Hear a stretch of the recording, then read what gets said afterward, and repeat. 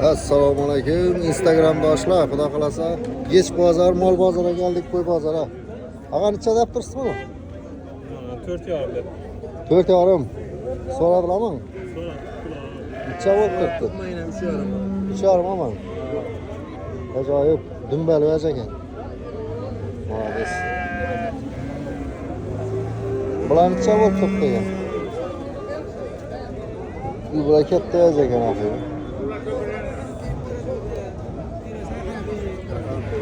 Necha deb turibsiz bularni bu? Manam senin adam. Alışırız. İçeçileri bitmeyeyim ben de. İkisini sarılarak. Burada arkada. Burada arkada. O canavar. Assalomu alaykum. Nechisiz? Nechasidan bo'lib turibdi bular bu? Mashina bilan turibdi, na qo'ylar. Necha bo'lib turibdi? 3 million 3,5 million bo'lib turibdi. Bu yerda bu so'rab pulning gittilar o'xshaydi bahosini. Siz kimsizlar bandaklar? Ha. Ha. Tamam. Ya berrala turibdi janovorlar.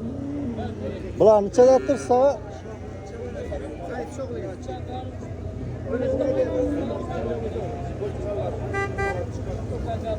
Nechadan deb tursiz bular og'a?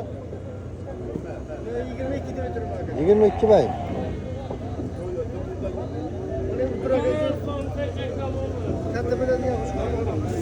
Ha, ishlar 22 dan bo'lib turibdi ekan.